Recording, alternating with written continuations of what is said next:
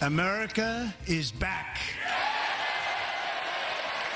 ამერიკა დაბრუნდა, ასე დაიწყო ამერიკის 47 პრეზიდენტმა კონგრესში მისი პირველი სიტყვით გამოსვლა. დონალდ ტრამპმა მთავარი სათქმელის საათსა და 40 წუთში ჩაატია და ინაუგურაციის მსგავსად კონგრესის წინაშეც თქვა, რომ ამერიკას კვლავ დიდებულს გახდის. We are just getting started. დონალდ ტრამპის მიზნების ჩამონათვალში მოწინავე ადგილს კვლავ უკრაინაში ომის დასრულება იკავებს. მოლაპარაკების მაგიდასთან დასაბრუნებლად უკრაინის პრეზიდენტიც რომ მზადაა, ტრამპმა ესეც კონგრესში გამოაცხადა და ზელენსკის გამოგზავნილი წერილის შინაარსიც გაასაჭაროა. წერილი მივიღე პრეზიდენტ ზელენსკისაგან, რომ იგი მზად არის, რაც შეიძლება მალე მიუჯდეს მოლაპარაკების მაგიდას გრძელვადიანი მშვიდობის მისაღწევად. რომ არავის სურს მშვიდობა ისე, როგორც უკრაინელებს. რომ მისი გუნდი მზად არის იმუშაოს პრეზიდენტ ტრამპის ძლიერი ლიდერობის ქვეშ.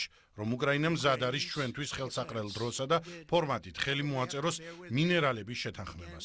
მე ვაფასებ ამ წერილს. იმავდროულად სერიოზული დისკუსიები გვაქვს რუსეთთან, რომელმაც მოგცა ძლიერი სიგნალი, რომ მზად არიან მშვიდობისათვის. ეს ხომ შესანიშნავი იქნება. ვაშინგტონმა უკრაინას რომ ევროპაზე სამჯერ მეტი დახმარება გაუწია და ამის გამო უკმაყოფილოა, ტრამპს ეს არც ამჯერად დაუმალავს და ამ მიზეზით წინამორბედის კრიტიკაც არ დავიწყებია. თქვა ისიც, რომ ევროპა რუსეთისგან ბუნებრივი აერისა და ნავთობის შეძენაზე უფრო მეტს ხარჯავს, ვიდრე უკრაინის დახმარებაზე.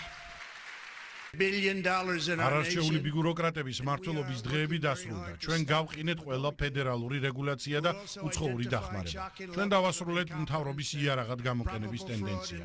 წინა პრეზიდენტი მას პოლიტიკური ოპონენტის, ანუ ჩემი სამართლებრივი დევნისათვის ბოროტად იყენებდა. დავასრულეთ მთავრობის მხრიდან ცენზურა და აღვადგინეთ სიტყვის თავისუფლება.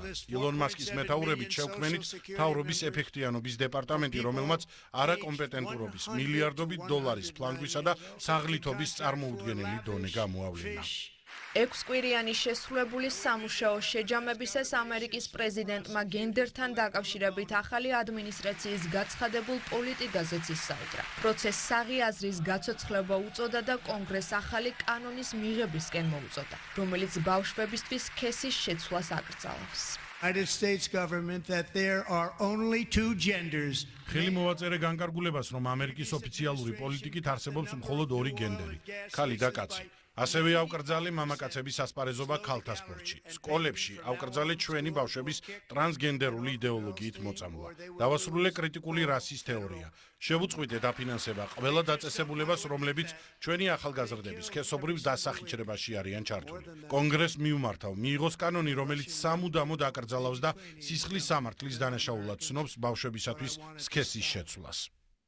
საგარეო პოლიტიკა, საბაჟო გადასახადები და ეროვნული უსაფრთხოება. ამ საკითხებთან ერთად ტრამპმა ყველაზე მეტი დრო უკანონო მიგრაციაზე საუბარს დაუთმო. გასული 4 წლის განმავლობაში 21 მილიონი ადამიანი შემოვიდა ამერიკის შეერთებულ შტატებში. მათი უმრავლესობა მკვლელები, ადამიანით მოვაჭრეები და სხვა კრიმინალები იყვნენ. ეს კი ჯო ბაიდენის გიჟური, ძალიან საშიში ღია საზღვრების პოლიტიკის გამო. ახლა მათ ჩვენ ქვეყანაში მყარად აქვთ ფეხი გადგმული, მაგრამ ჩვენ მათ გავყრით და გავყრით ძალიან სწრაფად. ტრამპის სიტყვით გამოსვლა დემოკრატების პროტესტის ფონზე მიმდინარეობდა. ეცვათ შავი მაისურები, ხელში კი სხვადასხვა შინაარსის წარწერით ტრანსპარანტები ეჭირათ. კონგრესმენმა ალ გრინმა პრეზიდენტს სიტყვით გამოსვლა რამდენჯერმე შეაწყვეტინა, რის გამოც ის დარბაზიდან გააწევეს. ეს არ იყო ტრადიციული მედიისთვის განკუთვნილი სიტყვა. ეს იყო მიმართვა ამერიკელი ხალხისადმი და დარწმუნებული ვარ, რომ სწორედ ასე მიიღო გამოსვლა აუდიტორია. ხოლო რაც დემოკრატებმა გააკეთეს, ნამდვილად სამარცხვინო იყო. მათ ამ ქმედებით საკუთარი თავები შეარცხვინეს. ამერიკის 47 და უკვე მეორედ არჩეულმა პრეზიდენტმა კონგრესს პირველად მიმართა. გამოსვლა მას ტაშით რამდენჯერმე შეაწყვეტინეს.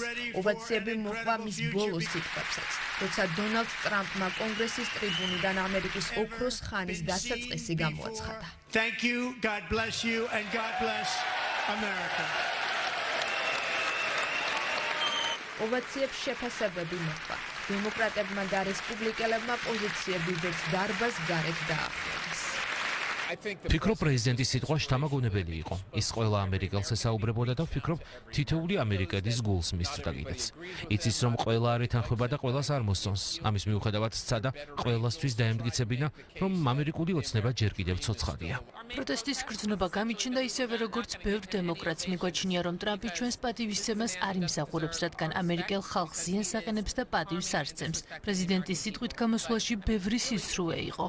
დონალდ ტრამპი უკრაინისთვის შეჩერებული სამხედრო დახმარების აღდგენას ჯერჯერობით არ გეგმავს. ვაშინგტონმა ლონდონს უკრაინისთვის ამერიკული სადაზვერვო მონაცემების მიწოდებაც აუგრძალა. ტრამპის გამოსვლიდან მალევე კი ცნობილი გახდა, რომ კირ სტარმერი და ემანუელ მაკრონი მზად არიან მომავალ კვირას უკრაინის პრეზიდენტთან ერთად ვაშინგტონში გაემგზავრნენ და დონალდ ტრამპს უკრაინაში მშვიდობის ერთობლივი გეგმა შესთავაზა.